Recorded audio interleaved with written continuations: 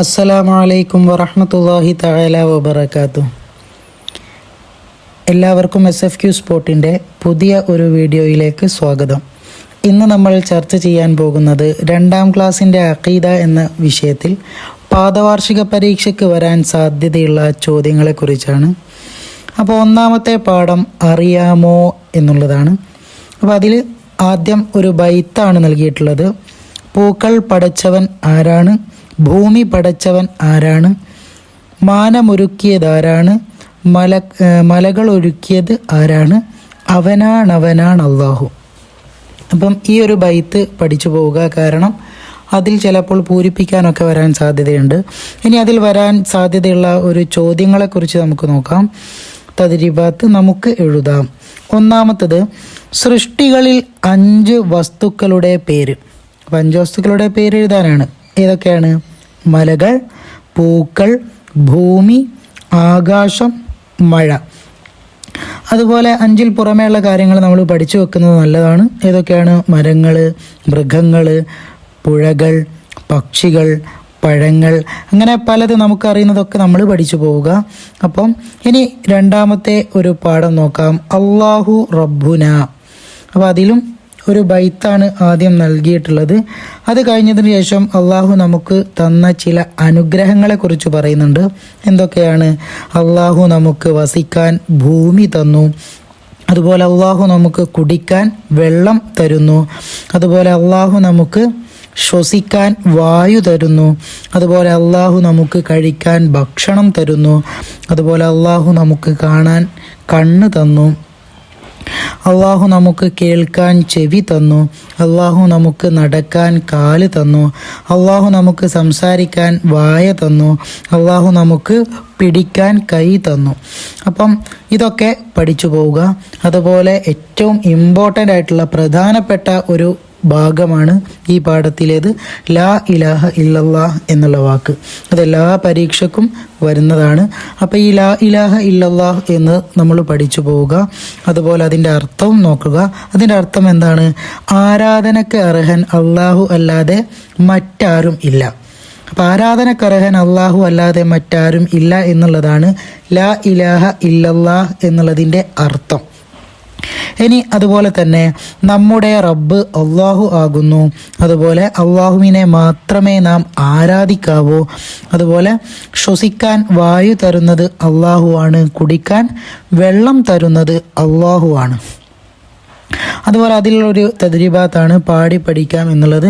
അള്ളാഹു അള്ളാഹു അള്ളാഹ്, അള്ളാഹു അള്ളാഹു അള്ളാഹു, നമ്മെ പടച്ചവൻ അള്ളാഹു, എല്ലാം തന്നവൻ അള്ളാഹു, എല്ലാം കാണുന്നവൻ അള്ളാഹു, എല്ലാം കേൾക്കുന്നവൻ അള്ളാഹു, അള്ളാഹു എല്ലാം കേൾക്കും അള്ളാഹു, എല്ലാം അറിയും അള്ളാഹു, എന്നും ഉള്ളവൻ അള്ളാഹു. അപ്പം ആ ഒരു ബൈത്തും നല്ല രൂപത്തിൽ പഠിക്കുക. ഇനി മൂന്നാമത്തെ പാഠമാണ്. ആ പാഠത്തിൻ്റെ പേര് നമ്മുടെ നബി സല്ലല്ലാഹു അലൈഹി വസല്ലം. അപ്പോൾ അതിന് നബിയെക്കുറിച്ച് പറയുന്നുണ്ട്. നമ്മുടെ നബിയുടെ പേര് മുഹമ്മദ് സല്ലല്ലാഹു അലൈഹി വസല്ലം എന്നാകുന്നു. അടുത്തത്, നബി സല്ലല്ലാഹു അലൈഹി വസല്ലം ജനിച്ചത് മക്കയിലാണ്. അടുത്തത്, നബി സല്ലല്ലാഹു അലൈഹി വസല്ലമ തങ്ങളുടെ ഉപ്പ അബ്ദുള്ള, നബി തങ്ങളുടെ ഉമ്മ ആമിന ബീവി.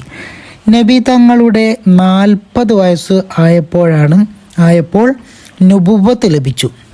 അതുപോലെ 53 വയസ്സായപ്പോൾ മക്കയിൽ നിന്ന് മദീനയിലേക്ക് ഹിജറ പോയി.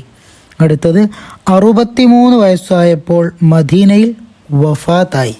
അപ്പം ഇതൊക്കെയാണ്. ഇനി അതിലെ തദ്രീബാത്ത് ഒന്ന് നോക്കാം. ഏത് രൂപത്തിലാണ് ചോദ്യങ്ങൾ വരാൻ സാധ്യത ഉള്ളത് എന്ന് നമുക്ക് ഒന്ന് ചർച്ച ചെയ്യാം. ആദ്യത്തേത്, യോജിച്ചതിനോട് ചേർക്കാം. അപ്പോൾ ഒന്നാമത്തെ ചോദ്യം, 40 വയസ്സായപ്പോൾ നബി സല്ലല്ലാഹു അലൈഹി വസല്ലം ജനിച്ചു എന്നതാണോ? അല്ലെങ്കിൽ നബി സല്ലല്ലാഹു അലൈഹി വസല്ലമ തങ്ങൾ വഫാത്തായി എന്നാണോ? അല്ലെങ്കിൽ നബിയുടെ ഉപ്പ എന്നാണോ? അല്ലെങ്കിൽ നബിയുടെ ഉമ്മ എന്നാണോ? അല്ലെങ്കിൽ നുബുവത്ത് കിട്ടി എന്നുള്ളതാണോ? ഏതാണ് 40 വയസ്സായപ്പോൾ സംഭവിച്ചത്? നുബുവത്ത് കിട്ടി എന്നുള്ളതാണ്. അപ്പോൾ നുബുവത്ത് കിട്ടി എന്നുള്ളതിന് നേരെ വര വരച്ചു കൊടുക്കുക. രണ്ടാമത്തത്, മക്കയിൽ എന്താണ് മക്കയിൽ നബി ജനിച്ചു. അപ്പോൾ നബി ജനിച്ചത് എവിടെയാണ്? മക്കയിൽ. അപ്പം നബി ജനിച്ചു എന്നുള്ളതിന് നേരെ രണ്ടാമത്തത് വരച്ചു കൊടുക്കുക. ഇനി മൂന്നാമത്തത് മദീനയിലായിരുന്നു നബി വഫാത്തായത് അല്ലേ? അപ്പം നബി വഫാത്തായി എന്നുള്ളതിന് നേരെ വരച്ചു കൊടുക്കുക.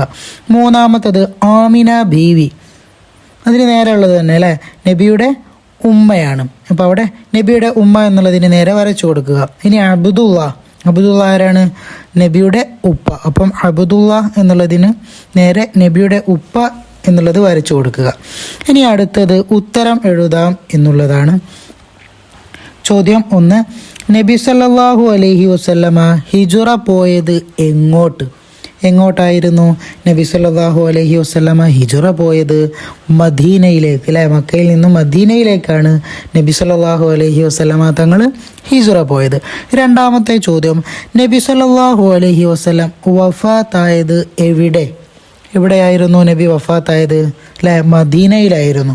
മദീനയിലാണ് നബി സല്ലല്ലാഹു അലൈഹി വസല്ലമ തങ്ങൾ വഫാത്തായത്.